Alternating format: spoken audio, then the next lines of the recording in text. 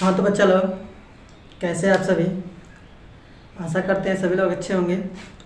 तो स्वागत है आप सभी का एक बार फिर से आपके और हमारे इस प्यारे से YouTube channel Arjun classes Gopalpur पर। तो जैसा कि हम लोग लगातार कक्षा 12 का मैथ्स पढ़ते आ रहे हैं, हाँ, और उसमें पहला चैप्टर पढ़ रहे हैं संबंध और फल। ठीक है, ऊपर लिखा भी है। और इससे पहले दो लेक्चर हम लोग ले चुके हैं। ठीक है, तो पहले लेक्चर में हम लोग पूरा बेसिक्स पढ़े, दूसरे में हम लोग संबंध और फलन स्टार्ट किए। ठीक है, उसमें पूरा बेसिक्स बातें बताएं। तो सबसे पहले हम लोग पढ़ना है हम लोग को संबंध, फिर उसके बाद पढ़ेंगे फलन। तो इससे पहली वाली वीडियो में हम लोग संबंध के बारे में खूब बढ़िया से जान गए हैं कि संबंध होता क्या है, इसको प्रदर्शित कैसे करते हैं, कुल संबंध कितने हो सकते हैं ना। ये सब सारी बातें इससे पहले वाली वीडियो में हम लोग पढ़ चुके हैं। ठीक, इसका मतलब ये है कि हम लोग बेसिक्स बातें इससे पहले वाली वीडियो में पढ़ चुके हैं ना। तो आइए थोड़ा सा रिवाइज कर लेते हैं, उसके बाद तुरंत अपना स्टार्ट करते हैं। हाँ, बाकी आप जब भी अगली वीडियो देखिए उससे पहले वाली वीडियो को देख कर ही आइए अगर मैथ्स को सीखना चाहते हैं तो। ठीक है, चलिए तो देखिए, हम लोग इससे पहले वाले वीडियो में कार्तीय गुणन पढ़ चुके ना। कार्तीय गुणन को हम लोग a क्रॉस b से प्रदर्शित करते हैं। ठीक, संबंध पढ़ चुके जिसको हम लोग r से प्रदर्शित करते हैं। ठीक है, अब संबंध को कुल मतलब कि अलग अलग तरीके से डिफाइन करते हैं, दर्शाते हैं, तो वो हम लोग अलग अलग तरीके से दर्शा चुके हैं। ठीक है, अब संबंधों की संख्या हम लोग पढ़ चुके हैं। संबंधों की कुल कितनी संख्या होती है, संबंधों की संख्या हम लोग पढ़े थे 2 के पावर m। यदि मान लीजिए कि कोई समुच्चय है जिसमें यम अवयव है, ये दूसरा समुच्चय है जिसमें यन अवयव है, ये दोनों एक दूसरे से क्या है, संबंधित है, इनकी परिभाषित है। यानी कि मान लीजिए कि ये समुच्चय ए है, ये समुच्चय बी है, तो समुच्चय आर जो है, संबंध जो है ए से बी में क्या है, डिफाइन है। तो संबंधों की संख्या हम लोग पढ़े थे 2 की पावर यन। यदि दोनों में यन अवयव है, यम इसमें नहीं है, अगर दोनों में यन अवयव है तो यम के स्थान पर हम लोग रख लेते हैं यन को, और यन क्या हो जाएगा 2n²। तो ये हो जाएगा संबंधों की संख्या, ये हो जाएगी आपकी संबंधों की संख्या।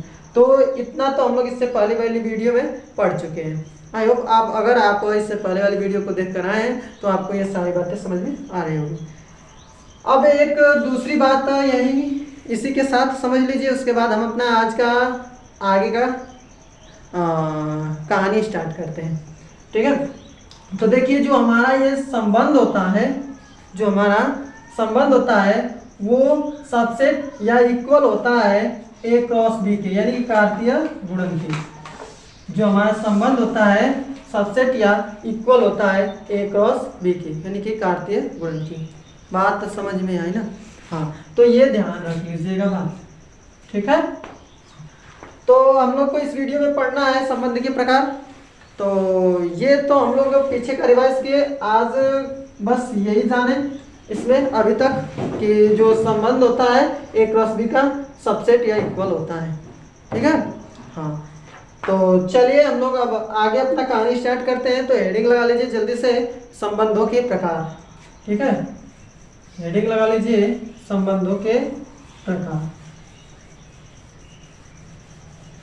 ठीक, देखिए हम लोग बिल्कुल अलग तरीके से पढ़ाई करेंगे, सबसे हटके हम लोग सीखेंगे। और क्या कहते हैं कि कहीं कंफ्यूजन जो होगा उसको दूर करेंगे। ठीक है, तो हम लोग अपना एक अलग ही तरीका अपनाएंगे पढ़ने का। ठीक है, चलिए तो हमारे साथ पूरा अंत तक लगे रहिएगा, आपको पूरा सिखा कर ही जाने वाले हैं हम यहाँ से। ठीक है, देखिए तो हेडिंग लगा लीजिए संबंधों के प्रकार। संबंधों के प्रकार। देखिए संबंध आपका, अब देखिए संबंध तो अनेकों प्रकार के होते हैं। जैसे हम लोग के अपना संबंध रखते हैं, हमारा पिताजी का पुत्र का, यानी कि हमारा और हमारे पिताजी का, आपके पिताजी का, आपके मम्मी का, बुआ का, नाना का, नानी का, मामा का, मामी का, भाभी का, भैया का ना, ठीक है।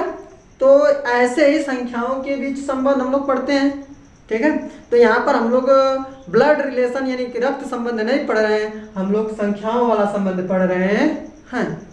तो हम लोग संख्या के बारे में जो संबंध पढ़ेंगे यहाँ पर ब्लड रिलेशन यानी कि अपने बारे में संबंध, अपने संबंध के बारे में नहीं पढ़ेंगे, ठीक है। हाँ, जब आप पढ़ेंगे ब्लड रिलेशन यानी कि रक्त संबंध, तो वहाँ पर अपने बारे में पढ़ते हैं, यहाँ पर हम लोग संख्या के बारे में पढ़ेंगे। आई होप आपको बात समझ में आई होगी। तो देखिए संख्या के बारे में संबंध दो तरह से डिफाइन किया जाता है। वैसे तो संबंध अनेकों प्रकार के होते हैं, अब आगे एक एक करके हम लोग देखते जाएंगे। और तो फिलहाल में देखिए संबंध दो प्रकार के होते हैं, एक होता है प्रतिलोम संबंध, प्रतिलोम संबंध, और एक होता है द्विआधारीय संबंध, द्विआधारीय संबंध, ठीक है। ये प्रतिलोम संबंध मतलब कि प्रतिलोम का मतलब आप लोग को समझ में आ रहा होगा उल्टा ना, इसको इनवर्स से प्रदर्शित करते हैं, ए इनवर्स मतलब आर इनवर्स ना। इसको ऐसे भी तो लिख सकते हैं 1/r, यानी कि मान लीजिए कि कोई संबंध आर है, इसका प्रतिलोम संबंध हमको ज्ञात करना है, तो हम लोग इसको लिख लेते हैं आर इनवर्स या 1/r। ये हो गया प्रतिलोम संबंध, कितना आसान है ना। अब द्विआधारीय संबंध अलग अलग प्रकार के होते हैं, द्विआधारीय संबंध अलग अलग तरह के होते हैं। तो सबसे पहले हम लोग पढ़ेंगे प्रतिलोम संबंध, उसके बाद पढ़ेंगे द्विआधारीय संबंध, ठीक है। इसी वीडियो में हम लोग पूरा संबंध के प्रकार खत्म करेंगे। उसके बाद जैसे ही संबंध का पूरा प्रकार खत्म हो जाएगा, हम लोग अपना प्रश्नावली यानी कि एक्सरसाइज 1.1 एनसीईआरटी का सारा क्वेश्चन सॉल्व करेंगे, ठीक है। हाँ, तो लगे रहिए साथ के साथ। हम लोग पूरा ये मैथ्स बिल्कुल इत्मीनान से एग्जाम से पहले खत्म कर देंगे, ठीक है, पूरा प्रैक्टिस के साथ। तो देखिए तो प्रतिलोम संबंध क्या बोले कि मान लीजिए कोई संबंध आर है जिसका हम लोग को प्रतिलोम संबंध ज्ञात करना होगा, तो उसका इन्वर्स कर देंगे या फिर उसका उल्टा कर देंगे ना। अभी फिलहाल में थोड़ा थोड़ा बता रहे हैं, जैसे इसका प्रकार देख लेंगे, उसके बाद हेडिंग लगाएंगे प्रतिलोम संबंध, इसमें कुछ थोड़ा सा लिख लेंगे, उसके बाद पूरा बढ़िया से समझते चलेंगे। अभी थोड़ा सा बस जानिए कि संबंध के प्रकार जानिए अभी, ठीक है। तो संबंध दो तरह के होते हैं, प्रतिलोम संबंध और द्विआधारीय संबंध। तो प्रतिलोम संबंध ये, अब द्विआधारीय संबंध कई प्रकार के होते हैं, जैसे आपका हो जाएगा स्वतुल्य संबंध, ठीक है, स्वतुल्य संबंध। स्वतुल्य संबंध होता है, इसको इंग्लिश में रिफ्लेक्सिव रिलेशन बोलते हैं। दूसरा आइडेंटिटी रिलेशन यानी कि तत्समक संबंध, तत्समक संबंध। अगला आपका होता है सममित संबंध, सममित संबंध, इंग्लिश में इसको बोलते हैं सिमेट्रिक रिलेशन। एक होता है प्रति सममित संबंध, प्रति सममित संबंध, एंटी सिमेट्रिक रिलेशन, ठीक है। और अगला आपका होता है स्वतुल्य हो गया, तत्समक हो गया, सम्मित हो गया, प्रतिसम्मित हो गया। एक होता है रिक्त संबंध, रिक्त संबंध, और इसको बोलते हैं वॉइड रिलेशन या नल रिलेशन इंग्लिश में। और लास्ट होता है आपका तुल्यता संबंध, तुल्यता या इसी को बोलते हैं सार्वत्रिक, क्या, सार्वत्रिक संबंध, इंग्लिश में इसको बोलते हैं यूनिवर्सल रिलेशन। तो ये द्विआधारी संबंध के कुछ प्रकार हैं। कुल कितने हैं? 1 2 3 4 5 6। ठीक है, कुल 6 है।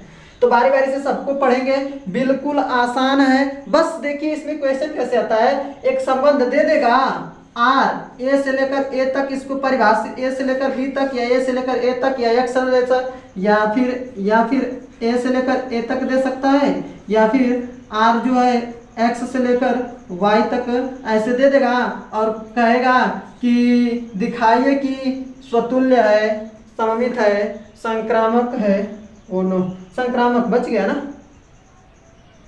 संक्रामक संबंध। एक संबंध और इसमें होता है, ऐड कर लीजिएगा, संक्रामक संबंध।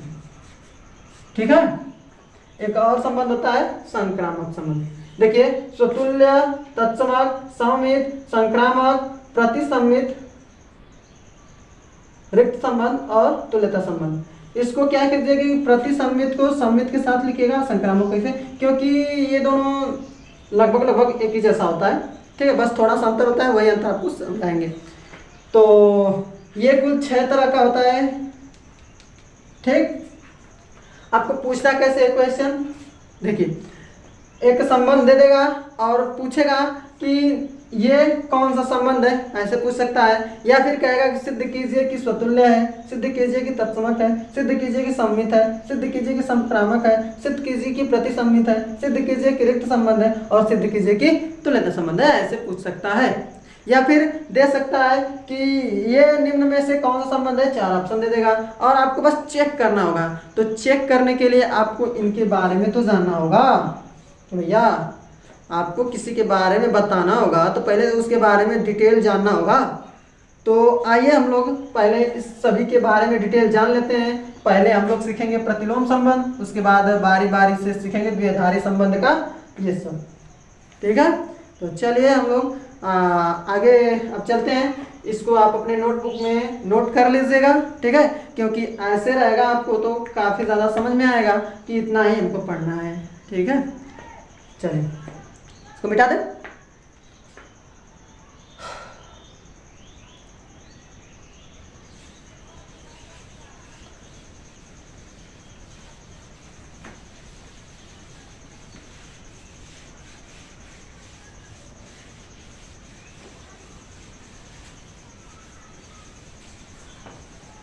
तो संबंध के प्रकार में हेडिंग लगा लीजिएगा। पहला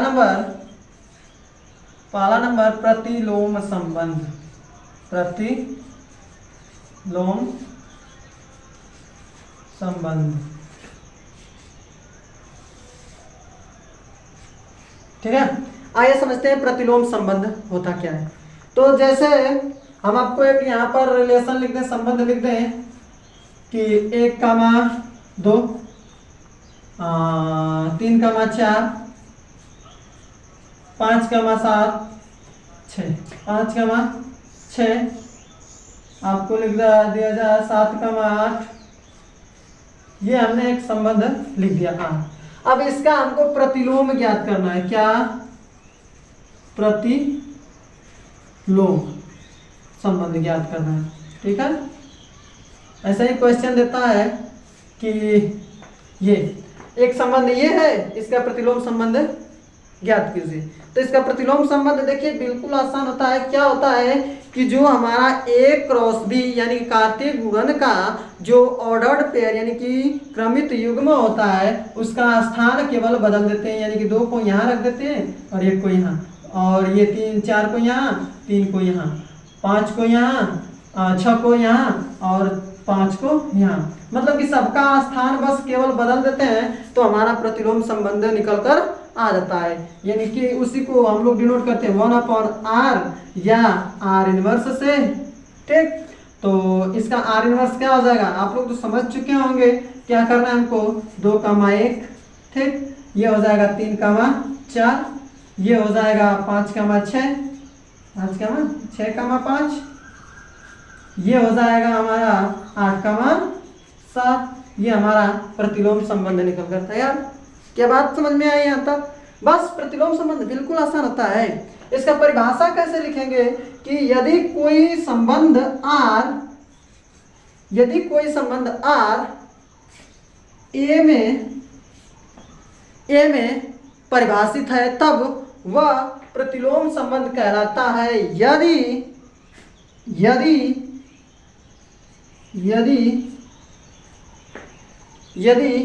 ए क्रॉस ए के क्रमित युग्मों का स्थान बदल दिया जाए तो, ठीक है। या फिर अपनी भाषा में लिख सकते हैं, ये तो किताबी भाषा है, या फिर अपनी भाषा में लिख सकते हैं कि प्रतिलोम संबंध क्या होता है, तो कहेंगे कि क्रमित युग्मों का क्रम एक दूसरे से बदल देने पर जो संबंध प्राप्त होता है उसे प्रतिलोम संबंध कहते हैं। बात समझ में है ना। क्रमित युग्मों का क्रम बदल देने पर जो संबंध प्राप्त होता है उसे प्रतिलोम संबंध कहते हैं। इसे R इनवर्स से प्रदर्शित करते हैं। बात समझ में। एग्जाम्पल ये लिख सकते हैं, ठीक है। पहले छोटा छोटा एग्जाम्पल आपको समझा रहे हैं। आई होप आपको समझ में आया होगा कि प्रतिलोम संबंध क्या होता है, कितना आसान है, ठीक है। बताए थे ना कि सबसे पहले जैसे हम लोग जैसे ही चैप्टर स्टार्ट किए तो हम बताएं आपको कि सभी लोग कहते हैं कि ये सरदर्द सा है, समझ में नहीं आता है, ऐसे वैसे। देखिए कितना आसान है, यहीं पर समझ में आएगा ना कितना आसान है संबंध। अभी फलन आएगा, इससे भी आसान फलन होता है, ठीक है। हाँ, तो आई होप आपको ये प्रतिलोम संबंध समझ में आया होगा। चलिए आगे चलते हैं। आप साथ के साथ नोट्स कीजिए, नोट करते रहिए। देखिए आज के इस वीडियो में हम लोग केवल कॉन्सेप्ट पढ़ने वाले हैं। इससे पहले वाली वीडियो में भी कुछ बेसिक्स पढ़ें और कॉन्सेप्ट पढ़ें, और अगले वाली वीडियो में सारा जितना क्वेश्चन होगा सारा का सारा एक ही वीडियो में आपको कंप्लीट करके देंगे। क्यों? क्योंकि देखिए हमारा यही पढ़ाने का भैया तरीका है कि सबसे पहले हम कंसेप्ट बता देते हैं और कंसेप्ट बताने के बाद खुद आपसे क्वेश्चन लगवाएंगे। क्या? खुद आपसे ही क्वेश्चन लगवाएंगे। आप खुद लगाएंगे, हमको लगवाना नहीं पड़ेगा। क्या बात समझ में आया ना। हाँ, तो यही है कंसेप्ट कितना पावरफुल होता है। कंसेप्ट इज पावरफुल, इसीलिए कहते हैं। तो कितना पावरफुल होता है ये सारा संबंध पढ़ा लेने के बाद जब क्वेश्चन के साथ आपको एंटर करवाएंगे प्रश्नावली 1.1 में, तब आपको समझ में आ जाएगा कि हाँ कॉन्सेप्ट कितना ज़रूरी है, ठीक है। चलिए इसको नोट कर लीजिएगा, मिटा रहे हैं। तो हेडिंग लगा लीजिए आप, द्विआधारी संबंध। दूसरा नंबर, पहला तो पढ़ लिया प्रतिलोम संबंध, अब दूसरा नंबर हेडिंग लगा लीजिए द्विआधारीय संबंध, ठीक है। देखिए द्विआधारी संबंध कई प्रकार के देखें हम लोग, ठीक है। बारी बारी से एक एक करके सबको पढ़ेंगे। तो देखिए द्विआधारी संबंध क्या होता है इसको पहले जान लें। तो प्रतिलोम संबंध द्विआधारी संबंध का उल्टा होता है ना। प्रतिलोम संबंध जो होता है द्विआधारी का संबंध का उल्टा होता है, यानी कि A क्रॉस B का प्रतिलोम संबंध हमको ज्ञात करना हो तो B क्रॉस A। कुल मिलाकर हम लोग क्रमित युग्म को के स्थान को इंटरचेंज करते हैं ना। हाँ, तो देखिए द्विआधारी संबंध क्या होता है। यदि मान लीजिए कि कोई संबंध R A से लेकर B में डिफाइन है तो वह संबंध द्विआधारी संबंध कहलाता है। हम लोग संबंध की परिभाषा पढ़े हैं कि किन्हीं दो सेट्स को कनेक्ट करने के लिए एक रूल डिफाइन किया जाता है, उसी रूल को संबंध कहते हैं। जैसे कोई भी रूल डिफाइन कर सकते हैं, या ऐसे A से B में इस प्रकार संबंध है कि A B से 7 सेंटीमीटर लंबा है। क्या है? लंबा है। ये संबंध हम लोग परिभाषित कर दिए। एक व्यक्ति है B से 7 सेंटीमीटर लंबा है, यह परिभाषित कौन कर रहा?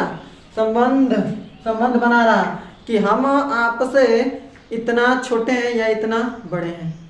तो संबंध बीच में आया ना, कितना छोटे हैं कितना बड़े हैं, वही कितना छोटे कितना बड़े, तो वही संबंध है, ठीक है। तो ये हो गया द्विआधारी संबंध। द्विआधारी संबंध का अगर इनवर्स ज्ञात किया जाए प्रतिलोम संबंध, तो प्रतिलोम संबंध क्या हो जाएगा कि B A से 7 सेंटीमीटर लंबा हो जाएगा।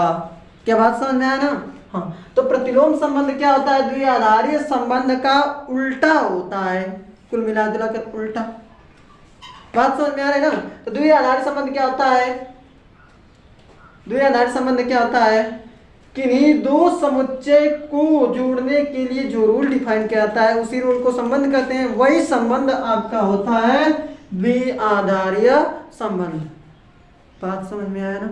हाँ, तो देखिए अब द्विआधारी संबंध के कई प्रकार हैं, उसको एक एक करके समझते चलते हैं। हमको द्विआधारी संबंध नहीं पूछेगा, हमको पूछेगा कि स्वतुल्य है कि संक्रामक है कि सममित है कि तुल्यता संबंध है, ये पूछेगा। ठीक है, प्रति सममित पूछ सकता है, ज्यादा नहीं पूछता है, कभी कभी पूछ देता है, बाकी ये सब पूछेगा, ना कि द्विआधारी संबंध को पूछेगा। द्विआधारी संबंध के प्रकार को पूछता है। तो बात समझ में आई आपको? द्विआधारी संबंध, द्विआधारी संबंध बस यही है कि किन्हीं दो समुच्चयों को जोड़ने के लिए जो रूल डिफाइन किया जाता है वही रूल संबंध कहलाता है, और उसी संबंध को हम लोग बोलते हैं द्विआधारीय संबंध। अब प्रतिलोम संबंध क्या होता है? द्विआधारीय संबंध के क्रमित युग्मों का स्थान बदलने से जो संबंध प्राप्त होता है उसे प्रतिलोम संबंध कहते हैं। चलिए, आई होप आपको दोनों में अंतर समझ में आ गया होगा। अब इसके प्रकार पढ़ने जा रहे हैं। तो पहला नंबर इसमें है स्वतुल्य संबंध। हेडिंग लगा लीजिए, स्वतुल्य संबंध, रिफ्लेक्सिव रिलेशन जिसको बोलते हैं। बहुत आसानी तरीका से बताएंगे आपको, ठीक है?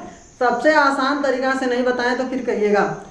बहुत ही सिंपल लैंग्वेज में देखिए, स्वतुल्य संबंध क्या होता है? यह ऐसा संबंध होता है जिसमें खुद का खुद के साथ संबंध हो, यानी कि रिलेशन हो। यह ऐसा संबंध होता है जिसमें खुद का खुद के साथ रिलेशन होता है, स्वतुल्य संबंध कहलाता है। ठीक है, परिभाषा में आप चाहें तो ऐसे लिख सकते हैं या फिर किताब को आप खोल कर देख सकते हैं। तो देखिए भैया, हम सीधा आपको बिल्कुल आसान परिभाषा बताएंगे, आसान तरीका बताएंगे कि उसी तरीका को आप लेकर कहीं भी संबंध कौन सा है अब डिफाइन कर सकें। ठीक है, हमारा मकसद है आपको सिखाना। क्यों? बात समझ में है ना कि कौन सा संबंध है, यहाँ पर कौन सा संबंध हो सकता है, तो ये मकसद है। तो इस मकसद को आसान बनाएंगे हम। ठीक है, चलिए, तो स्वतुल्य संबंध क्या होता है आइए जानते हैं। तो अभी हमने आपको बताया कि यह ऐसा संबंध होता है जिसमें खुद का खुद के साथ रिलेशन होता है। इसके अलावा और हो सकता है, जैसे मान लिया जाए कि कोई समुच्चय ए 1 2 3 ऐसे दे दिया, ठीक है, और 1 2 3 दे दिया, और इसमें एक रिलेशन हमको दे दिया इस संबंध समुच्चय का। ठीक, 1, 1 2, 2 3, 3 1, 3 1, 2 1, 3 ये हो। ठीक, ऐसा। तो हमने क्या कहा है आपको कि स्वतुल्य संबंध क्या होता है? इसमें खुद का खुद के साथ रिलेशन होता है। तो देखिए, 1 का 1 के साथ, 2 का 2 के साथ, 3 का 3 के साथ। अब 1 का 2 के साथ अभी बोले हैं कि इसके अलावा और हो सकता है। ठीक है, तो ये स्वतुल्य संबंध कहलाता है। स्वतुल्य संबंध कौन कहलाता है? जिसमें खुद का खुद के साथ रिलेशन होता है, स्वतुल्य संबंध कहलाता है। क्या आपको बात समझ में आया बात समझ में?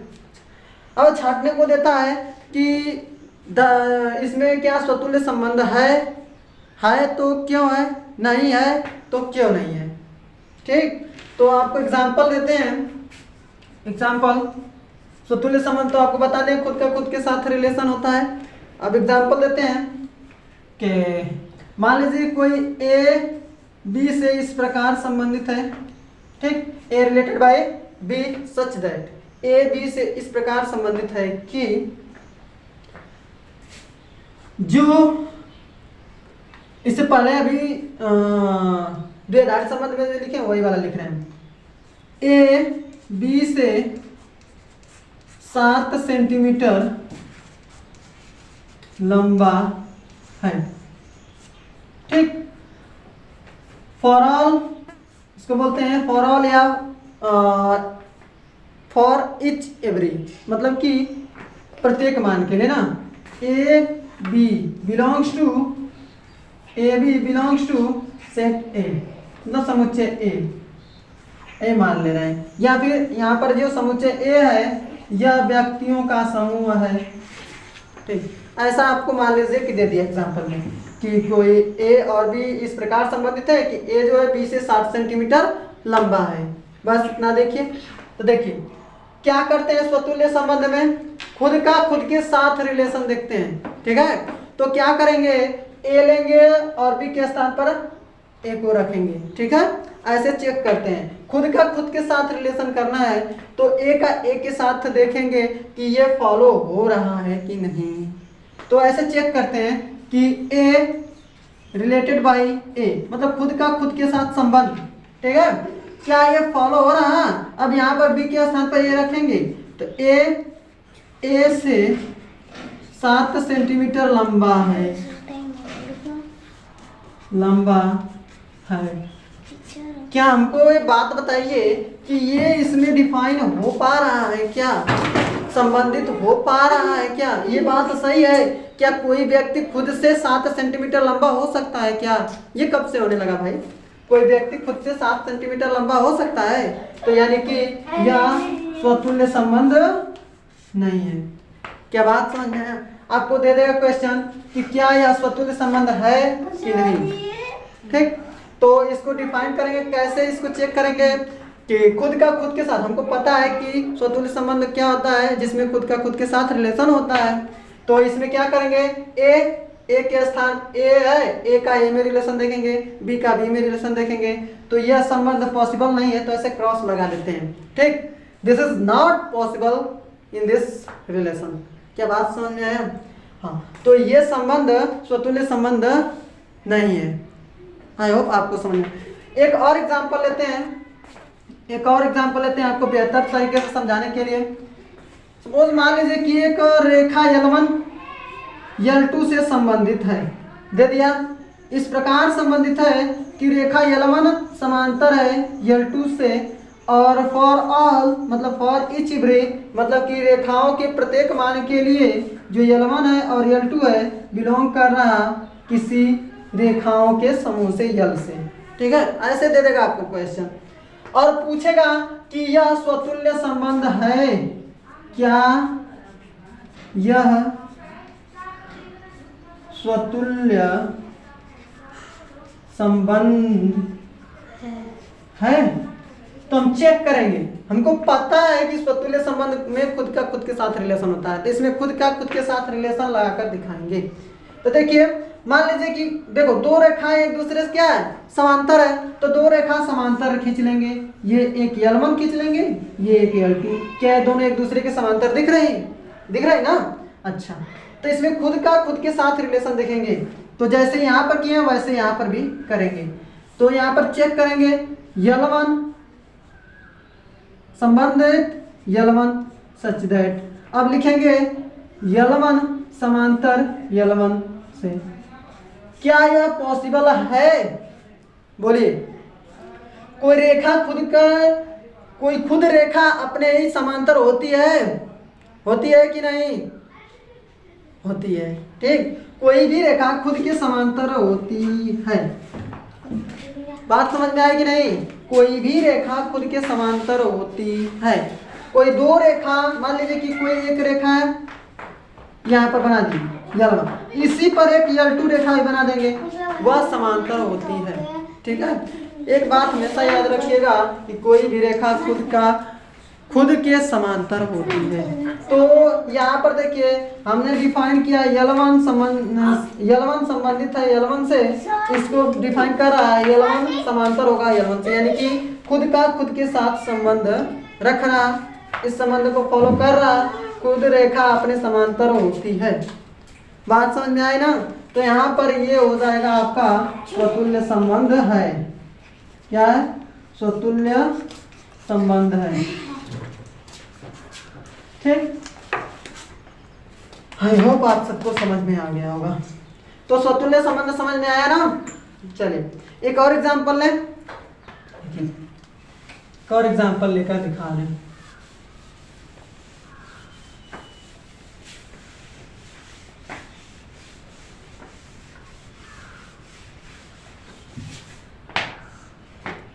अगर हम लिख दें यहाँ पर कि यहाँ पर देखिए L1 कोई रेखा है L2 से संबंधित है, इस प्रकार संबंधित है कि L1 रेखा L2 के परपेंडिकुलर लंबवत है, ठीक। और फॉर ऑल मतलब रेखाओं के प्रत्येक मान के लिए जो L1 L2 है बिलोंग कर रहा है L रेखा से, यानी कि रेखाओं के समूह से, ठीक। अब हमको चेक करना है कि क्या यह जो रिलेशन दिया गया है L1 और L2 के बीच क्या स्वतुल्य है। तो हमको क्या पता स्वतुल्य का, जिसमें खुद का खुद के साथ संबंध होता है, इसके अलावा भी हो सकता है, ठीक है। तो इसमें खुद का खुद के साथ देखेंगे, बस कुछ नहीं करते, खुद का खुद के साथ रिलेशन देखते हैं। तो क्या करेंगे, L1 संबंधित L1 से और लिखेंगे L1 लंबवत होगा L1 के। अच्छा मान लीजिए कि यहाँ पर एक रेखा बना लिए L1, अब लंबवत कह रहा है तो हमको ऐसा बनाना पड़ेगा, क्योंकि इसके बीच 90 अंश का कोण बनाना पड़ेगा, तब जाकर लंबवत होगा L2। तो जरा ये बताइए कि क्या L1 ये है और L1 इसी पर होगा, L1 यही है और इसी पर एक और रेखा खींच दिया जाए तो क्या इसके लंबवत हो सकता है? कभी नहीं। तो it's a not possible in this relation, यह रिलेशन पॉसिबल नहीं है। This is not possible relation, this relation, ठीक है, यह रिलेशन पॉसिबल नहीं है। क्यों? क्योंकि कोई भी रेखा खुद के लंबवत नहीं हो सकती, कोई भी रेखा केवल खुद के समांतर होती है, ठीक है। तो जब समांतर होगी तो उसको कहेंगे स्वतुल्य है। यह समांतर नहीं है और कंडीशन को फॉलो नहीं कर रहा है, क्योंकि खुद के समांतर होती, अरे खुद के लंबवत होती तो खुद का खुद के साथ संबंध होता ना। बट कोई भी रेखा खुद का खुद के लंबवत नहीं होती, ठीक है, केवल समांतर होती है। तो यहाँ पर देखिए ये रिलेशन डज नॉट एग्जिस्ट, मतलब यह रिलेशन संभव नहीं है। क्या? अतः यह स्वतुल्य संबंध नहीं है। बस इतना ही लिखना है, कितना आसान है संबंध, बस यही बस डिफाइन करना होता है कि ये संबंध है या नहीं। क्या बात समझ में आया ना? हाँ, तो आई होप इतने सारे एग्जाम्पल से आपको समझ में आ गया होगा कि स्वतुल्य संबंध को कैसे डिफाइन करेंगे। फिर उसके बाद क्वेश्चन लगाएंगे तो खुद से आप लगाने लगेंगे, आप सीख लेंगे। यहाँ तक तो आपको कुछ कुछ जरूर समझ में आ गया होगा। चलिए आगे चलते हैं। अब अगला नंबर हेडिंग लगा लीजिएगा, सममित संबंध, ठीक है। अगला नंबर हेडिंग लगा लीजिए सममित संबंध, दूसरा सेकेंड नंबर सममित। इससे पहले तत्समक जान जाइए, तत्समक संबंध, ठीक है। पहले तत्समक संबंध पढ़ लेते हैं, उसके बाद सममित पढ़ेंगे। देखिए तत्समक संबंध क्या होता है, यह ऐसा रिलेशन होता है जिसमें खुद का खुद के साथ संबंध होता है। ये क्या बोल दी, इससे पहले भी बोले हैं कि जिसमें खुद का खुद के साथ रिलेशन होता है स्वतुल्य संबंध होता है। उसके साथ साथ एक बात और बोले हैं कि इसके अलावा और भी हो सकते हैं, बट तत्समक संबंध में केवल खुद का खुद के साथ संबंध होता है, इसके अलावा और कोई दूसरा कुछ नहीं हो सकता। जैसे एग्जांपल लिखें, एक कोई समुच्चय है 1 2 3, ठीक, और एक रिलेशन हम लिख दिए 1 का 1 से, 2 का 2 से, 3 का 3 से, ठीक, 1 का 2 से, 1 का 3 से, ऐसा लिख दिए, ठीक। एक और साथ में लिख दिए संबंध 1 का 1 से, 2 का 2 से, 3 का 3 से। देखिए समुच्चय जो होगा 1 2 3 ना, इसमें 1 का 1 से, 2 का 2 से, 3 का 3 से ऐसा दिखे तो वह क्या होता है, तत्समक संबंध। और इसके अलावा अन्य होंगे, मतलब कि 1 का 1 से खुद का खुद के अलावा अन्य किसी से होंगे तो वह होगा स्वतुल्य। और हम आपको बताएं, चेक हम लोग कैसे कर रहे थे कि इसमें केवल खुद का खुद के साथ रिलेशन देख रहे थे, तो क्या यह जो तत्समक संबंध है स्वतुल्य हो सकता है? हाँ, तो प्रत्येक तत्समक संबंध, नोट पॉइंट डालकर लिख लीजिएगा कि प्रत्येक तत्समक संबंध स्वतुल्य संबंध होता है, स्वतुल्य संबंध होता है, ठीक है। बट प्रत्येक स्वतुल्य संबंध तत्समक नहीं होता है। क्या? प्रत्येक तत्समक संबंध स्वतुल्य संबंध होता है, लेकिन प्रत्येक स्वतुल्य संबंध तत्समक नहीं होता है, ठीक है। ये बात समझ में आया ना? तो हमेशा जब भी कोई तत्समक संबंध होगा वह स्वतुल्य होगा। क्या बात समझ में आया? बोलिए, यहाँ तक बात समझ में आया ना? चलिए, तो इसमें से ये वाला क्या हो जाएगा? स्वतुल्य। और ये देखिए खुद का खुद के साथ रिलेशन है, तो अभी बोले हैं कि जिसमें केवल खुद का खुद के साथ रिलेशन होगा तत्समक होगा, और जिसमें खुद का खुद के साथ इसके अलावा भी होगा स्वतुल्य होगा। तो देखिए इसमें केवल खुद का खुद के साथ रिलेशन है तो तत्समक होगा, और बोले हैं कि प्रत्येक तत्समक संबंध स्वतुल्य संबंध होता है, तो यह स्वतुल्य भी होगा, ठीक है, या स्वतुल्य भी होगा। बट यह केवल और केवल स्वतुल्य होगा, और ये वाला स्वतुल्य और तत्समक दोनों होगा। क्या यहाँ तक बात समझ में आए ना?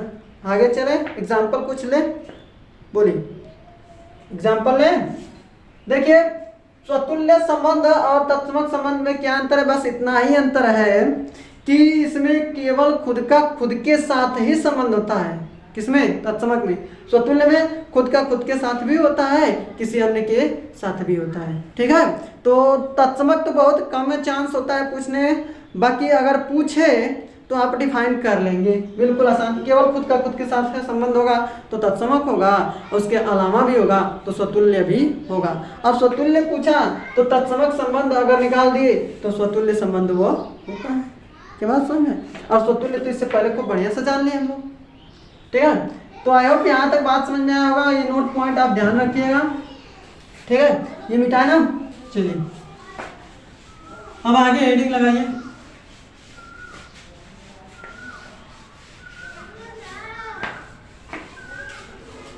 अगला दूसरा नंबर हेडिंग लगाइए, सममित संबंध। तीसरा नंबर भी आधारी में सममित संबंध। देखिए सममित संबंध क्या होता है? ये बहुत कमाल का संबंध है। सममित संबंध क्या होता है? बहुत कमाल का संबंध है, इसको जरा समझते हैं। देखिए सममित संबंध क्या होता है? यह ऐसा संबंध होता है जिसमें उल्टा सीधा होता है।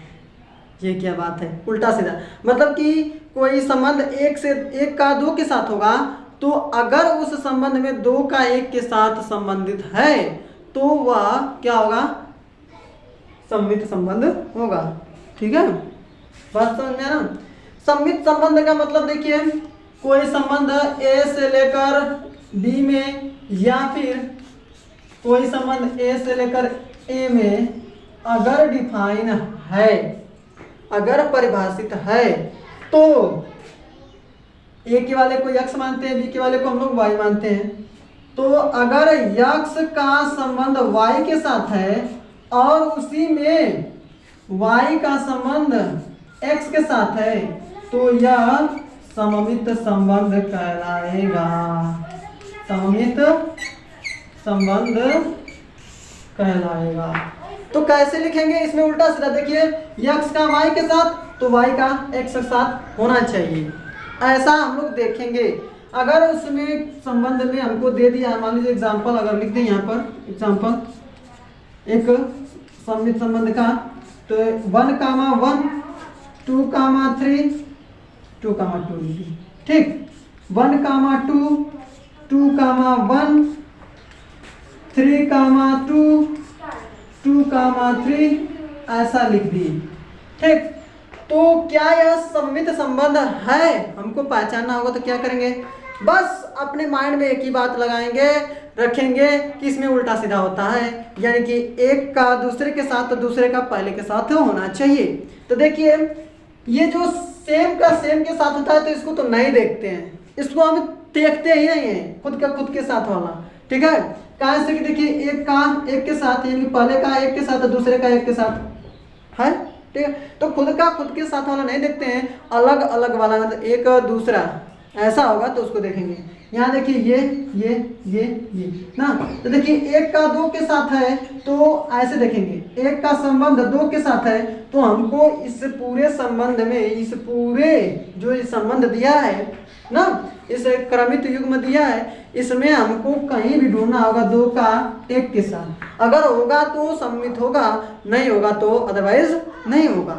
ठीक है, तो देखिए कहीं दो का एक के साथ है, यहाँ है। अच्छा यहाँ पर अब आगे चलेंगे, तीन का दो के साथ, तीन का हमारा दो के साथ संबंध है तो इसको यहाँ पर रखेंगे, इसको यहाँ पर, तो क्या दो का तीन के साथ है, दो का तीन के साथ है, अतः यह क्या है, सममित संबंध है। ठीक है, तो यहाँ पर लिख सकते हैं कि जो हमारा एक है संबंधित है दो से, तो यहाँ पर हमको मिला है दो संबंधित है एक से, तथा यहाँ पर तीन संबंधित है दो से, तो हमको मिला है दो संबंधित है तीन से। अतः यहाँ पर लिख लेंगे चूंकि एक संबंधित है दो से तो दो संबंधित है एक से, तीन संबंधित है दो से तो दो संबंधित है तीन से, क्या से किसमें उपस्थित है, अतः या इसलिए यह सममित संबंध, इतना लिख लेते हैं, सममित संबंध है। ठीक है, बात समझ में आई ना? आई होप आपको सममित संबंध समझ में आया होगा। बस क्या करना है, इसमें उल्टा सीधा देखना है, एक का दूसरे के साथ तो दूसरे का पहले के साथ संबंध है तो सम्मित है, नहीं है तो सम्मित नहीं है। चलिए एग्जाम्पल लिखते हैं यहाँ पर। ठीक है, एग्जाम्पल यहाँ पर लिखते हैं।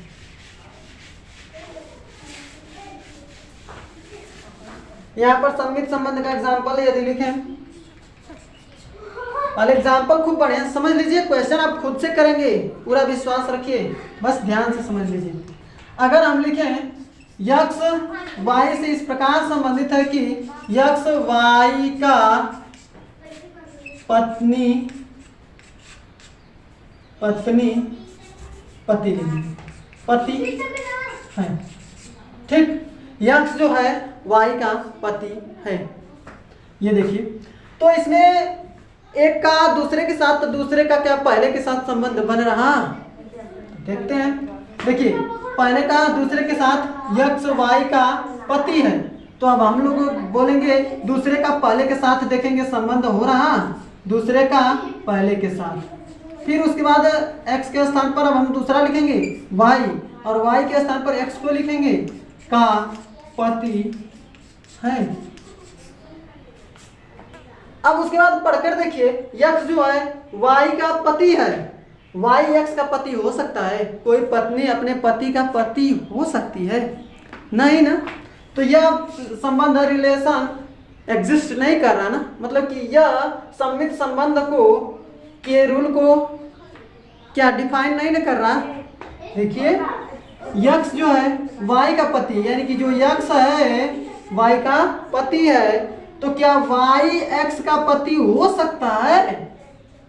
x तो मेल है, y तो फीमेल है, x y का पति है, यानी कि x मेल है y फीमेल है।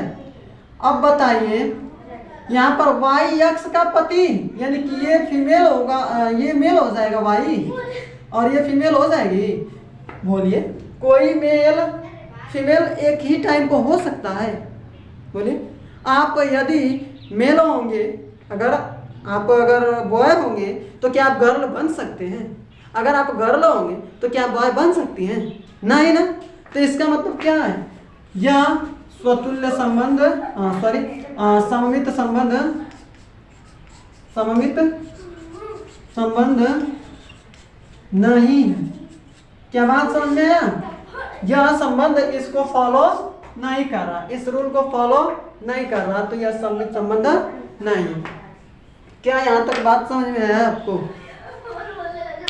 देखिए ये समझ में आया ना।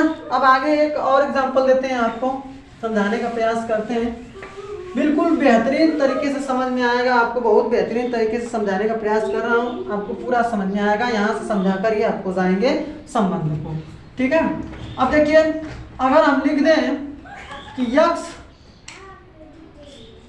वाई से इस प्रकार संबंधित, x related by y, x y से संबंधित है सच दैट, इस प्रकार से कि जो यक्स है वाई का भाई है, और चेक कीजिए कि यह सम्मिलित संबंध है या नहीं। और एक और बात लिख दे, फॉर ऑल मतलब फॉर इच एवरी, मतलब कि यक्स और वाई के प्रत्येक मान के लिए जो यक्स और वाई है बिलोंग कर रहा किसी समुच्चय ए से, और ये समुच्चय हमारा महिलाओं का समुच्चय है, महिलाओं का समुच्चय, ठीक। अच्छा, ये नहीं भी लिखें तो अभी कोई बात नहीं, इसको अभी मत लिखें। अब देखिए, ये आपको क्वेश्चन दे दिया कि वह यक्स जो है वाई से इस प्रकार संबंधित है कि यक्स वाई का भाई है। अच्छा, अब इसका स्थान बदल कर देखते हैं, यक्स को यहाँ पर, वाई को यहाँ पर ना। तो यक्स वाई को आगे लिखेंगे, वाई संबंधित एक्स से। अब यहाँ पर लिखेंगे कि यक्स, पहले वाई है ना, तो वाई एक्स का भाई है। अच्छा, जरा सोच कर देखिए, यहाँ पर देखिए यक्स जो है वाई का भाई है, तो क्या वाई यक्स का भाई हो सकता है? अगर दोनों मेल होंगे तो काम बन सकता है, एक भाई दूसरे का भाई हो सकता है, यानी कि आपका भैया और आप ना, तो आपका भैया आपका भाई, आपके भैया का आप भाई, ये हो सकता है। अगर एक मेल और दूसरा फीमेल होगा, तो एक मेल और दूसरा फीमेल होगा, तो आप तो इसका भाई हो सकते हैं। क्या ये आपका भाई हो सकती हैं? आपकी दीदी, आपका भाई, आपकी बहन, आपका भाई, आपकी बहन होगी ना, भाई हो सकती हैं? बोलिए, आप तो उनका भाई हो सकते हैं, बाकी वो आपका भाई नहीं, बहन होगी ना। तो क्या यह पॉसिबल है? अगर एक मेल और एक फीमेल होगा तो यह रिलेशन भी पॉसिबल नहीं है, ठीक है। ऐसे सोच सकते हैं कि एक का देखिए दूसरे के साथ भाई का है, तो दूसरे का पहले के साथ भाई का होगा तो संबंध होगा, नहीं तो यह सममित संबंध नहीं होगा, सममित संबंध नहीं होगा, ठीक है। क्यों नहीं होगा? देखिए, पूरा नियम को फॉलो करना पड़ेगा, पूरा रूल फॉलो करना पड़ेगा, ठीक है। बात समझ में आया ना। अगर बहन होगी तो बहन कभी भाई हो सकती है क्या? नहीं हो सकती ना, ठीक है। बहन को भैया नहीं कह सकते, ठीक ना। इसीलिए यह सममित संबंध नहीं होगा, क्योंकि उनको पता है कि सममित संबंध क्या होता है, खुद का एक का दूसरे के साथ, तो दूसरे का पहले के साथ संबंध होना चाहिए। अच्छा, एक और एग्जाम्पल लिखते हैं, ठीक। लास्ट एग्जाम्पल लिख रहे हैं, आपको पूरा समझ में आ जाएगा। एक रेखा L1 संबंधित है L2 के इस प्रकार कि L1 समांतर है L2 के, और for each every L1 L2 किसी रेखा से बिलोंग कर रहे हैं। तो ये क्या सममित संबंध है, चेक करने के लिए आता है।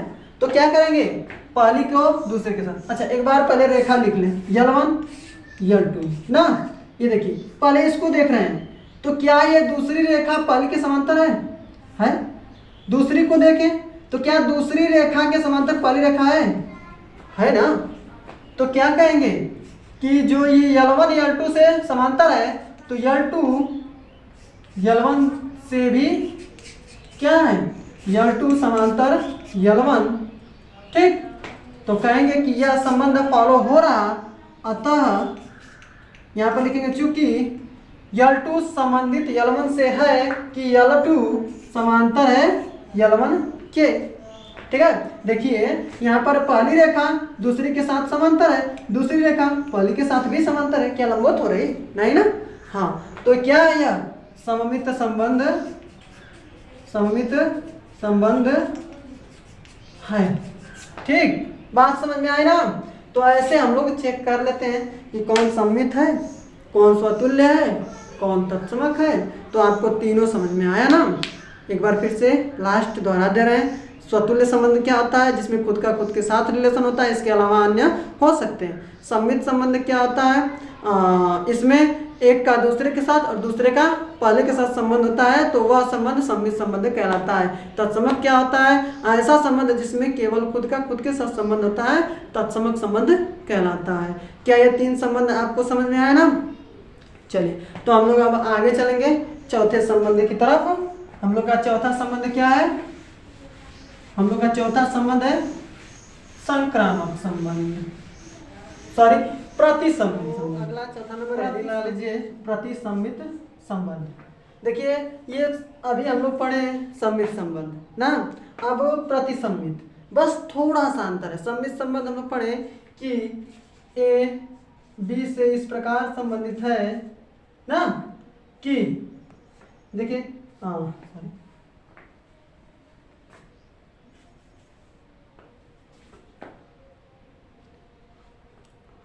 तो चौथा संबंध हेडिंग लगा लीजिए प्रतिसंबित संबंध। तो अभी हम लोग पढ़े हैं सममित। सममित में कि ऐसा संबंध जिसमें एक का दूसरे के साथ और दूसरे का पहले के साथ संबंध होता है, तो सममित संबंध कहलाता है। अभी हम लोग पूरा डिटेल में सममित संबंध के बारे में पढ़ ले। अब हेडिंग लगा लीजिए प्रतिसंबित संबंध। ये प्रतिसंबित संबंध क्या होता है? बस थोड़ा सा अंतर होता है। क्या? देखिए, अगर ए से बी में संबंध होगा तो बी से ए में संबंध तभी पॉसिबल होना चाहिए जब ए और बी एक दूसरे के बराबर। क्या? देखिए, सममित संबंध क्या होता है? जब एक का दूसरे के साथ और दूसरे का पहले के साथ संबंध होता है, सममित संबंध कहलाता है। और प्रतिसंबित संबंध क्या होगा कि जब ए और बी का संबंध है तो बी और ए का भी संबंध है। ठीक, क्या? जब ए और बी का संबंध है और उसी के साथ बी और ए का भी है, ये तभी संभव होना चाहिए जब ए और बी एक दूसरे के बराबर होंगे। तो जब ये कंडीशन फॉलो होगा तो ये कहलाएगा आपका प्रतिसंबित संबंध। जैसे फॉर एग्जांपल, यदि हम आपको कहें कि कोई समुच्चय ए है, कोई समुच्चय ए है 1 2 3, ठीक, ये रैंडमली हमने मान लिया। ये संबंध एक आपको दे रहे हैं ए से लेकर ए में, इस प्रकार से डिफाइन है कि हमारा जो संबंध है ये 1, 1, 2, 2, 3, 3, ये ठीक, 1, 1, 2, 2, 3, 3 प्रतिसंबित। कैसे कहलाएगा? देखिए, अभी बोले हैं कि ए का बी के साथ संबंध हो, बी का ए के साथ संबंध हो, ये तभी संबंध पॉसिबल हो जब ए और बी एक दूसरे के साथ बराबर हो। तो देखिए, अगर इसको ए माने, इसको बी माने, क्या? इसको ए माने, इसको बी माने, तो देखिए एक का एक के साथ, तो फिर इस वाले का इसके साथ करेंगे तो यही ना आएगा संबंध। तो इसको हम लोग कह सकते हैं प्रतिसंबित संबंध। ठीक है, देखिए प्रतिसंबित संबंध समझ में आए आपको, है ना? चलिए आगे चलें। बहुत आसान है, कुछ इसमें सोचने वाली बात नहीं है। ठीक है, हाँ, तो बस सममित संबंध में क्या होता है कि एक का दूसरे के साथ, दूसरे का पहले के साथ रिलेशन तो सममित संबंध हो जाता है। ठीक, जैसे सममित संबंध अभी हम लोग पढ़े हैं, कोई संबंध दे दिया R, तो 1, 2 है तो उसमें 2, 1 होना चाहिए, तब वह क्या होगा? सममित संबंध।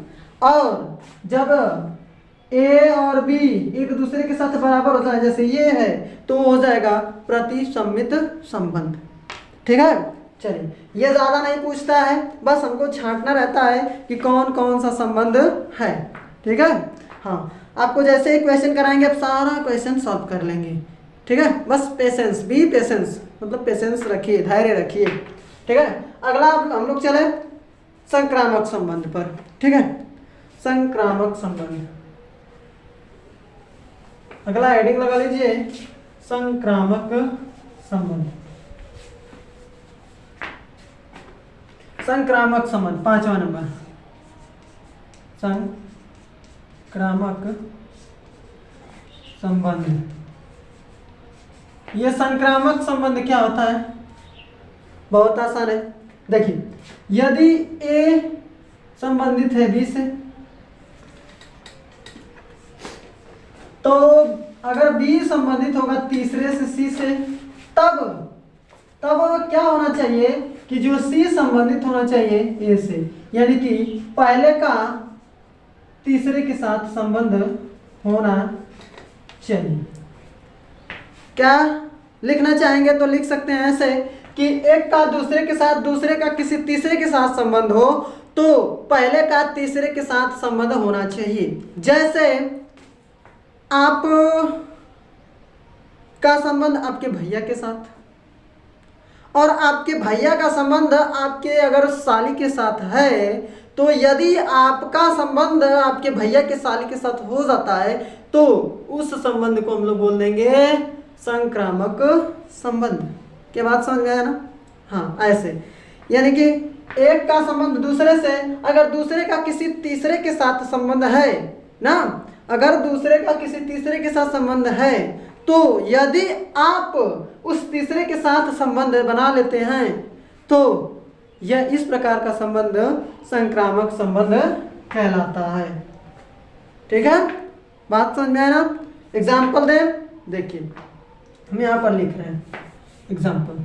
देखिए, यदि हम आपको दे दें कि ये एक समुच्चय है, ठीक, मान लीजिए कि 1 2 3 ऐसे दे दी, और इसमें एक संबंध इस प्रकार है कि 1,1 है, 2,2 है, 3,3 है, और एक दे दें 1,2, ठीक, 1,2, 2,3, और एक दे दें आपको 3,2, ये एक दे दिए। ठीक, अब हमको बताना है कि ये संक्रामक संबंध है कि नहीं। तो हम लोग क्या चेक करते हैं? एक का दूसरे से, दूसरे का तीसरे से, यदि तीसरे का पहले के साथ संबंध है तो संक्रामक संबंध है ना। तो यहाँ पर देखिए, जो सेम संबंध होगा उसको तो छूते नहीं है, उसको देखते ही नहीं है, छोड़ देते हैं। जो अलग अलग होगा उसको सीधा देखते हैं। ये सेम वाला समान जो होगा उसको छोड़ देते हैं, अलग अलग वाला जो होता है केवल उसको देखते हैं। तो ये देखिए, इसमें एक का दूसरे के साथ है, ये देखिए फिर 2 का 3 के साथ है, तो क्या 2 का 3 के साथ है तो क्या 1 का 3 के साथ है? क्या 1 का 3 के साथ इसमें संबंध है? तो नहीं है ना, कहीं दिख रहा है? देखिए, 1 का 2 के साथ, 1 का 2 के साथ, 2 का किसके साथ है? 2 का 3 के साथ, तो क्या 1 का 3 के साथ संबंध है? अगर 1 का 3 के साथ संबंध नहीं है तो यह संक्रामक संबंध नहीं है। ठीक है, बात समझ में आया ना? एक और एग्जांपल लेकर आपको समझाते हैं। ठीक है, ध्यान से समझते रहिएगा, पूरी बात समझ में आएगी। ठीक है, देखिए, अगर हम कहें कि एक संबंध है R, ठीक, इस प्रकार है L1 और L2 के बीच ना, ये लाइन है, रेखाएं इस प्रकार से संबंधित है कि L1 L2 के समांतर है। ठीक, for all, for each every या फॉर ऑल कह सकते हैं, belongs for all L1 L2, मान लो कि किसी यल से, मतलब रेखा से, रेखाओं के समूह से बिलोंग कर रहे हैं। ठीक, तो हमको इसको चेक करना है कि यह संक्रामक संबंध है कि नहीं। तो देखिए, जब 2 संबंध ऐसे दिया हो तो एक तीसरा अपने से मान लेते हैं। क्या? एक तीसरा अपने से मान लेंगे। कैसे? देखिए, बहुत बढ़िया समझ में आएगा आपको संक्रामक। जितने तरह से इसमें क्वेश्चन बनते हैं, सारा क्वेश्चन आपको यहाँ पर, मतलब कि जितना क्वेश्चन बनते हैं सारे तरह का एग्जाम्पल यहाँ पर दे देंगे, जिससे आपको क्वेश्चन जब देखें तो पूरी बात समझ में आने लगे। ठीक है, तो भैया आपसे एक ही रिक्वेस्ट है कि आप पूरी प्रॉपर नोट्स बना लीजिएगा, क्योंकि इस वीडियो में पूरा आपको कॉन्सेप्ट में बताने वाला हूँ। ठीक है, तो जितना संबंध है सारा बता देंगे, और इससे अगली वाली वीडियो में केवल एक ही वीडियो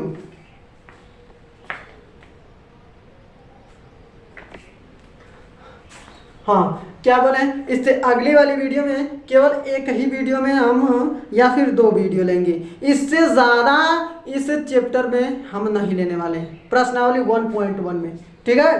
क्योंकि इससे रिलेटेड जितना भी सारा कॉन्सेप्ट है इससे पहले वाले में और इस वाले में 2 वीडियो लिए हैं, 2 वीडियो बनाए हैं, इसमें पूरा कॉन्सेप्ट आपको बताए हैं, ठीक।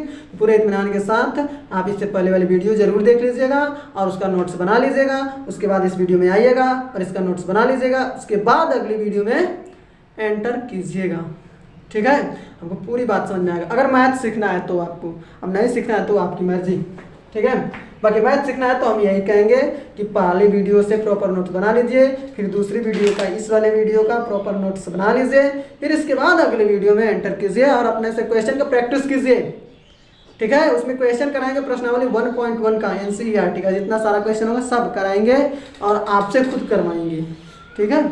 चलिए तो देखिए, तो ये देखिए, तो हम कह रहे हैं कि अगर 2 संबंध दिया, अगर संक्रामक हमको चेक करना है कि ये संक्रामक है कि नहीं, तो क्या करेंगे, एक तीसरा अपने से मान लेंगे। जैसे एक रेखा L1 मान लिए, ये L2 मान लिए, ठीक। 2 रेखाएं एक दूसरे के समांतर है, यहाँ पर क्वेश्चन में कहा है। एक तीसरी रेखा अपने से मान लेंगे L3, उसको भी समांतर मान लेंगे, ठीक। तो यहाँ देखिए क्वेश्चन में कहा L1 L2 एक दूसरे के समांतर है, ये L1 है, ये L2 है।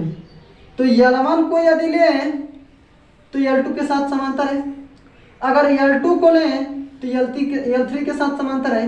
क्या L3 L1 के साथ समांतर है? हाँ भैया, ये देखो समांतर तो ही है ना दोनों एक दूसरे के, ठीक है। तो कहेंगे यहाँ पर देखिए L1 L2 के साथ संबंधित है, ठीक, संबंध है।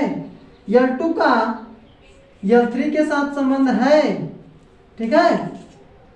यहाँ पर लिख लेंगे चूंकि L1 का L2 के साथ संबंध है, L2 का L3 के साथ संबंध है,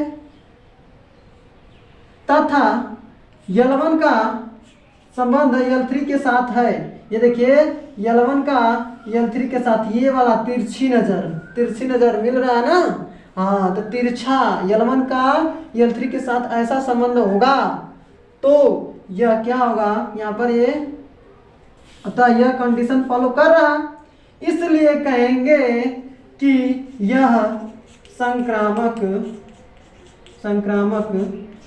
संबंध है। अब आप कहेंगे कि कभी से इसको लेते आ रहे हैं इस एग्जाम्पल को, तो ये कभी स्वतुल्य हो रहा, कभी सम्मित हो रहा, कभी संक्रामक हो रहा ना, ऐसा कहेंगे आप। हाँ भैया हो रहा, तो लास्ट में आपको बताएंगे एक तुल्यता संबंध, ठीक है, तुल्यता संबंध, उसमें ये आ जाएगा, ठीक है। वो पूरी बात समझ में आ जाएगा लास्ट में, ठीक।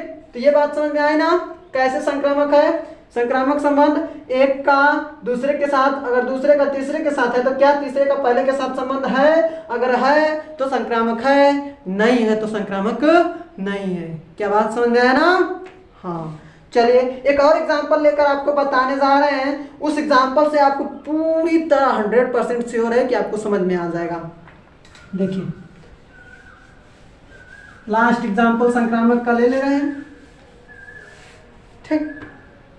ये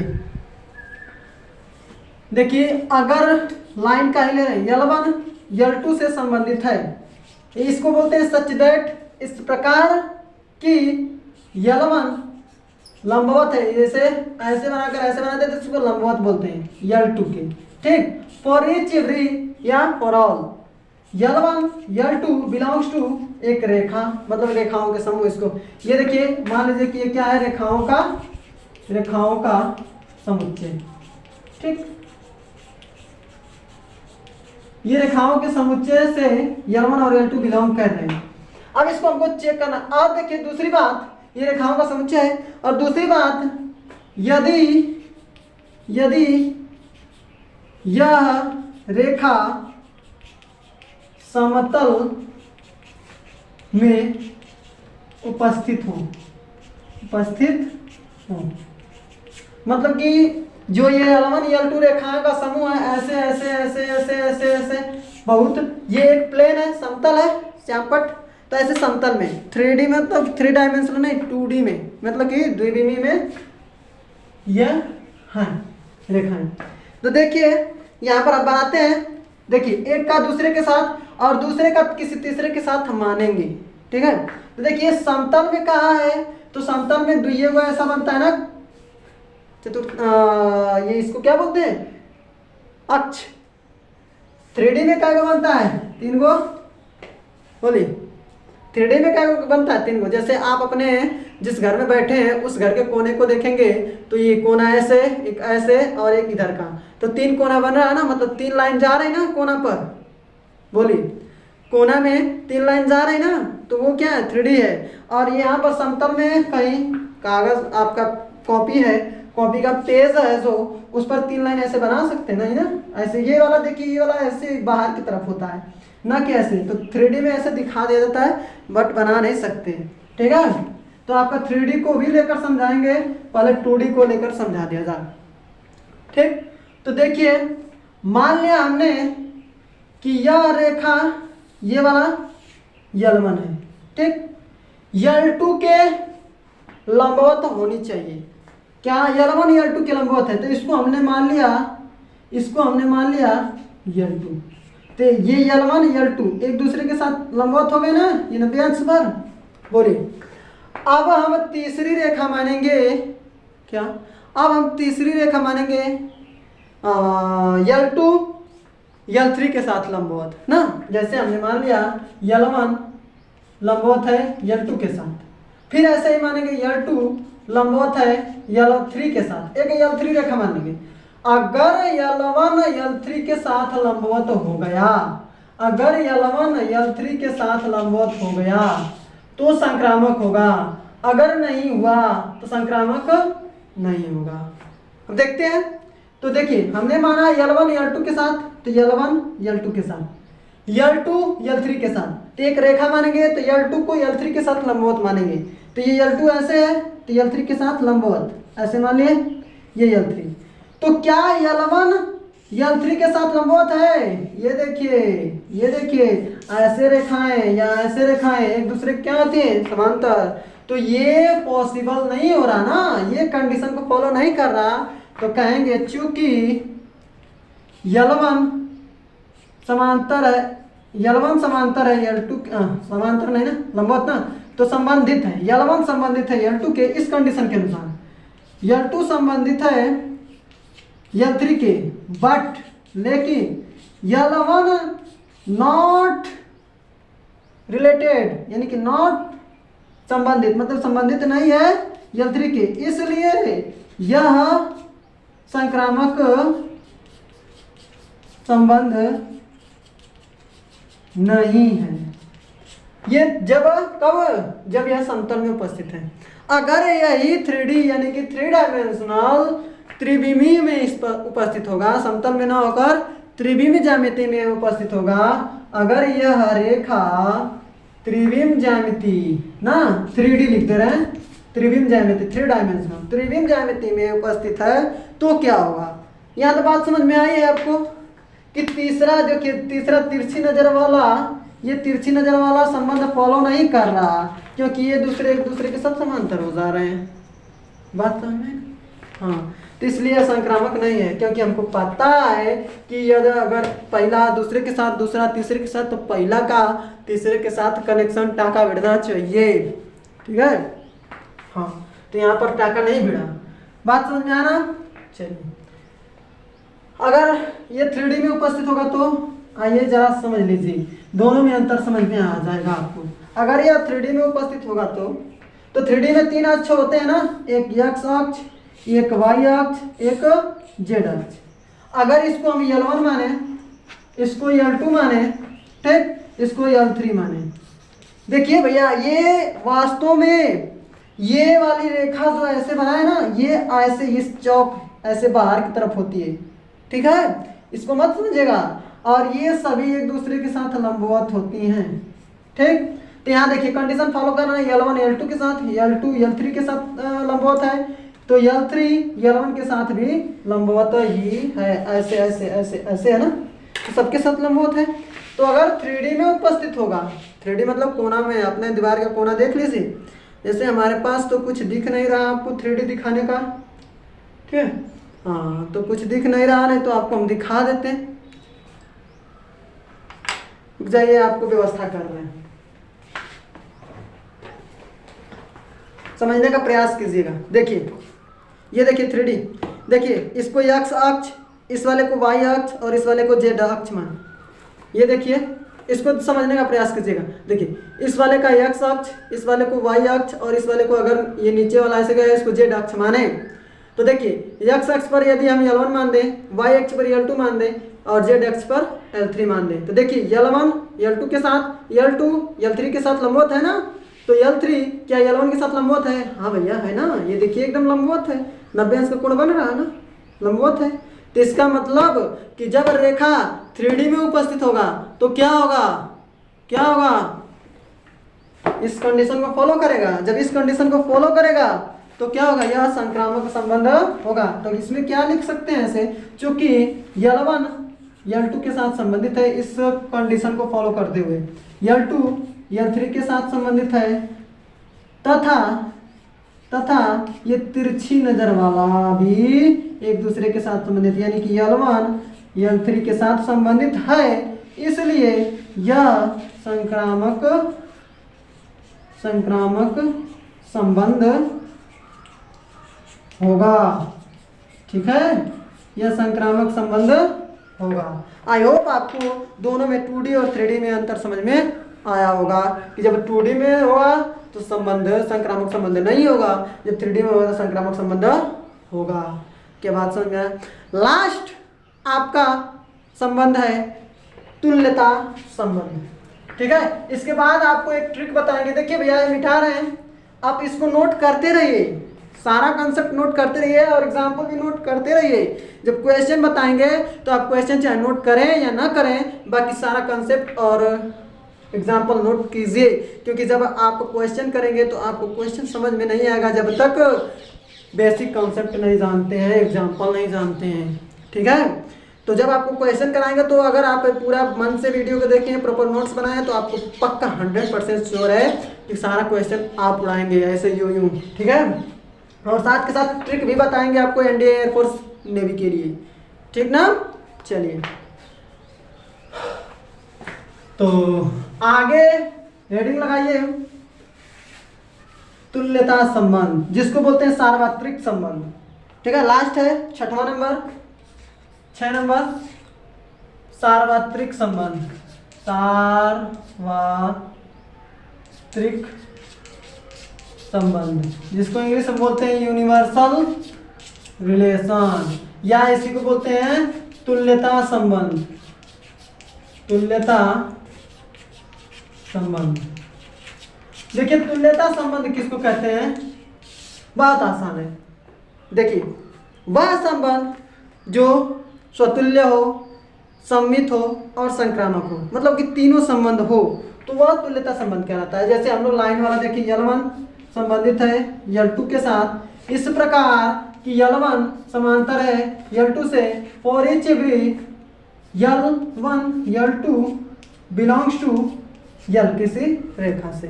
ठीक, तो क्या यह तुल्यता संबंध ऐसे पूछेगा, L1 L2 से संबंधित है और L1 L2 के समांतर है और प्रत्येक रेखा एक रेखा खंड से लिया गया है, मतलब रेखाओं के समूह से लिया गया है, तो क्या यह तुल्यता संबंध है? अगर है तो दिखाइए कैसे ना। तो देखिए तुल्यता संबंध में क्या क्या देखते हैं, चेक करते हैं कि क्या यह स्वतुल्य है, स्वतुल्य है, क्या यह सममित है, क्या यह संक्रामक है।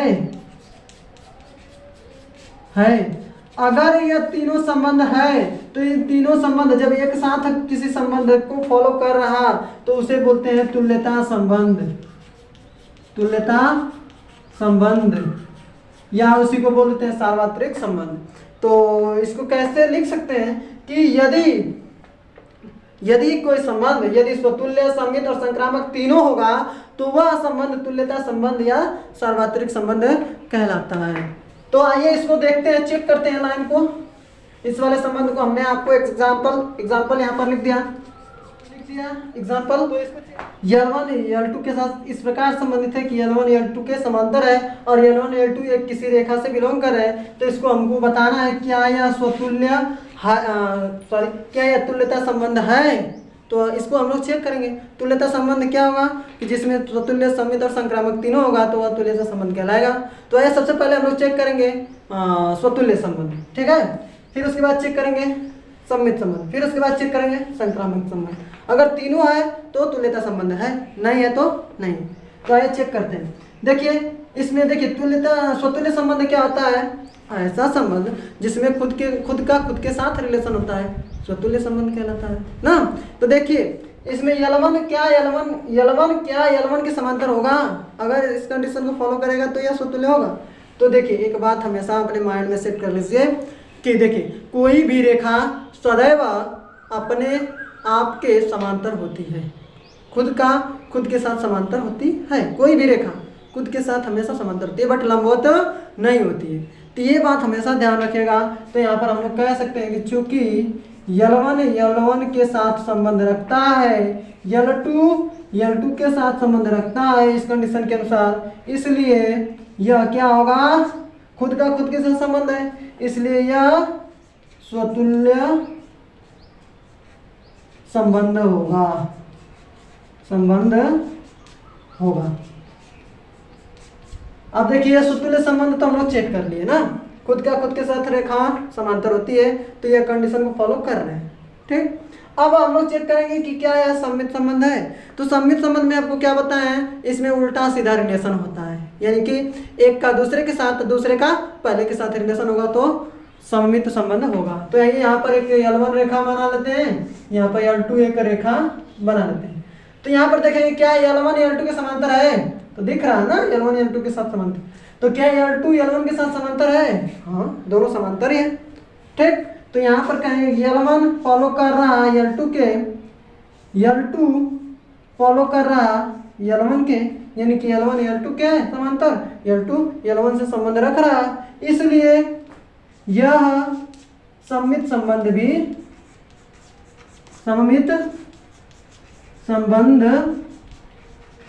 है। अब दो संबंध हम लोग जान गए कि ये जो संबंध, ये हम लोग जो एग्जाम्पल लिए हैं, ये स्वतुल्य भी है, सममित भी है।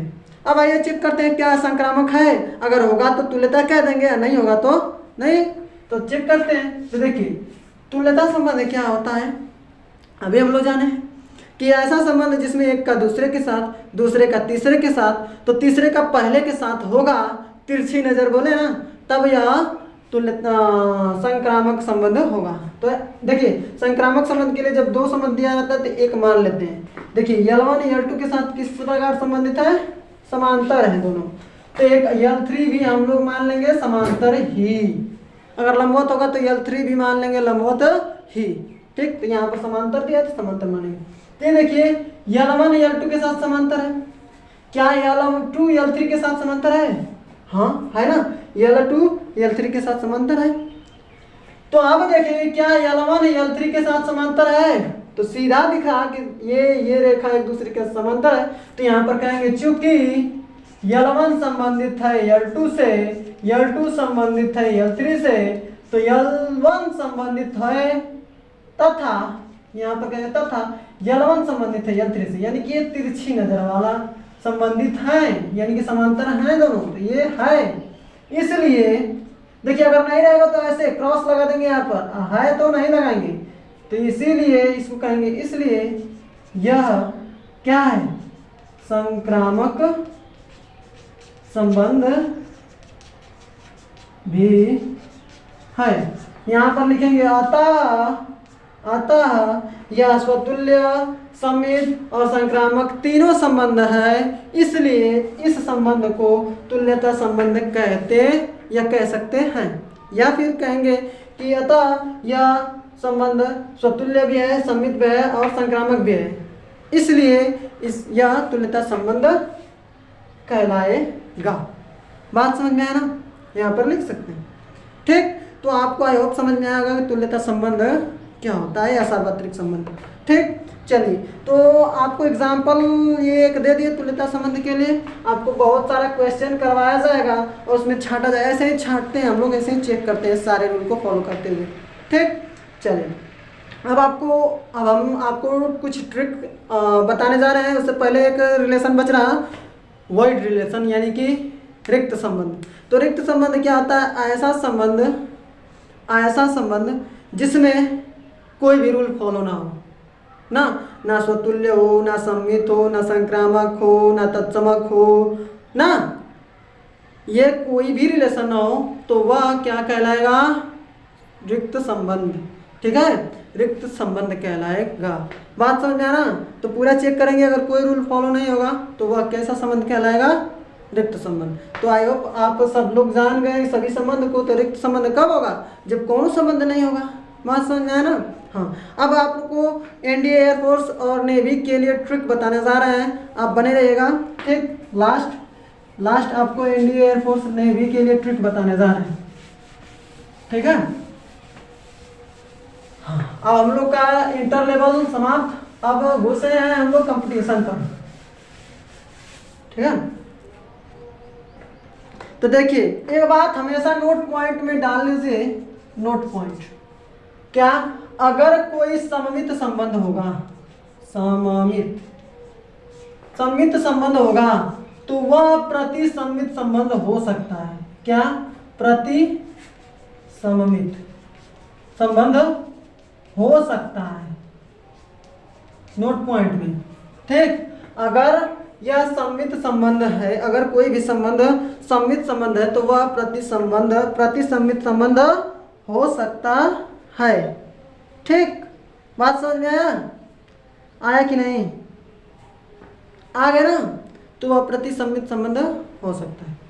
दूसरा नंबर हम कहेंगे कि यदि कोई प्रतिसम्मित संबंध है, प्रतिसम्मित संबंध है, यदि कोई संबंध प्रतिसम्मित है तो वह सम्मित भी हो सकता है, सममित संबंध भी हो सकता है। ठीक है, यदि कोई संबंध प्रतिसम्मित है तो पूछेगा क्या वह सम्मित संबंध होगा, तो हम लोग तुरंत कहेंगे कि 100% होगा। ठीक, हो सकता है। दूसरा नंबर कि तीसरा ना, यदि कोई संबंध रिक्त संबंध होगा, अगर रिक्त संबंध होगा तो वह तो पहले स्वतुल्य नहीं होगा। क्या? स्वतुल्य नहीं होगा, बट वह सममित और संक्रामक हो सकता है। ठीक है, ये बात ध्यान रखिएगा। अगर कोई रिक्त संबंध है तो वह स्वतुल्य नहीं होगा, बट सम्मित और संक्रामक हो सकता है। ठीक है, आई बात समझ में ना? तो इतना आप ध्यान रख सकते हैं। और एक लास्ट आपके लिए इतना बात तो ध्यान रखिएगा कि यदि कोई संबंध सम्मित है तो प्रतिसम्मित हो सकता है, अगर प्रतिसम्मित है तो सम्मित हो सकता है, अगर रिक्त संबंध है तो स्वतुल्य 100% नहीं होगा, बट सम्मित और संक्रामक हो सकता है। ठीक है, सम्मित और संक्रामक हो सकता है। बात समझ में आई ना? चलिए, और इससे पहले हम बोले हैं कि रिक्त संबंध में कोई संबंध नहीं होगा, तो ये हो सकता है, होता नहीं है। तो रिक्त संबंध क्या होता है? ऐसा संबंध जिसमें कोई संबंध ना हो, रिक्त संबंध होगा, यानी कोई भी फॉलो ना हो, मतलब कुछ भी उसमें ना हो, खाली हो, एक समुच्चय खाली समुच्चय होगा तो रिक्त संबंध। चलिए ठीक है, हम लोग जब चेक करेंगे प्रश्नावली में तो वहाँ पर आपको और अच्छा समझ में आएगा। बट आई होप आपको यहाँ तक तो समझ ही में आ ही गया होगा कि कैसे हम लोग चेक करते हैं। तो खुद से प्रयास जरूर कीजिएगा। एक लास्ट है आपके एनडीए के लिए बहुत फेमस क्वेश्चन, लास्ट क्वेश्चन है एनडीए के लिए बहुत ही फेमस, इसको देख लेते हैं। देखिए, अगर आपको कोई संबंध दे दिया 1,2, ठीक, ऐसा 1,2 संबंध दे दिए, कट गया। अगर आपको ऐसा 1,2 संबंध दे दिया तो हमसे पूछिएगा क्या यह संक्रामक संबंध है। तो हम लोग संक्रामक में क्या करते हैं? एक का दूसरे के साथ, ठीक, दूसरे का तीसरे के साथ, अगर तीसरे का पहले के साथ होता है, यानी कि पहले का तीसरे के साथ हो जाएगा तो ये संक्रामक होगा। बट इसमें देखिए एक का दूसरे के साथ, अब दूसरे का तीसरे के साथ है ही नहीं, यानी कि दो का एक के साथ, मतलब कि किसी 3 4 के साथ है ही नहीं, तो क्या कहेंगे, अगर ये बीच वाला पोर्शन ही गायब है, यानी कि दूसरे का तीसरे के साथ ही संबंध में गायब है, तो उसको हम लोग 100% कहेंगे कि यह संक्रामक हो सकता है। 100% कहेंगे कि यह संक्रामक हो सकता है या है, हो सकता है या है। बात समझ गए ना? हाँ, तो बीच वाला ही पोर्शन गायब है तो क्या कहेंगे कि यह संक्रामक संबंध हो सकता है। ये इतना बात आपको समझ में आ गया होगा। तो हम लोग अब प्रश्नावली 1.1 के सारे कॉन्सेप्ट क्लियर कर लिए। आई होप आपको मज़ा आया होगा क्वेश्चन एग्जाम्पल देखने में। आप जो भी क्वेश्चंस हैं उसको लगाने का प्रयास कीजिएगा, सॉल्व करने का प्रयास कीजिएगा। अगर आपसे होता है तो कीजिएगा ना। हमको पूरा 100% श्योर है कि आप उसमें से 60% तो क्वेश्चन कर ही लेंगे, और जैसे ही हम बता देंगे आपको 100% क्वेश्चन आने लगेगा। ठीक है, तो आप सबसे पहले क्या कीजिएगा, पूरा का पूरा कॉन्सेप्ट पढ़ लीजिएगा, ठीक, और उसके बाद आप गर्दा की तरह क्वेश्चन उड़ाते जाएंगे। ठीक है, चलिए तो हम वीडियो को यहीं पर एंड करते हैं। आई होप आपको सारी बातें समझ में आई होगी। तो लास्ट में जाते जाते आपसे एक रिक्वेस्ट है कि यदि हमारे चैनल पर नए हैं और आपको हमसे पढ़ना पसंद आ रहा तो चैनल को सब्सक्राइब कर लीजिए, और अपने दोस्तों यारों को बताइए ज़रूर कि यहाँ पर आइए, यहाँ पर आपको ये इंटर लेवल से उठाकर सर जी पढ़ा रहे हैं NDA लेवल तक। ठीक है, हाँ, बताइए आपको पूरा, मैं कह रहा हूँ ना कि आपका पूरा मैथ सिखा कर जाऊँगा अगर आप मन से पूरी वीडियो देखते हैं ईमानदारी से। तो चलिए ठीक है, मिलते हैं हम लोग अगले वीडियो में। तब तक के लिए टाटा bye bye, love you all, पढ़ते रहिए और मस्त रहिए।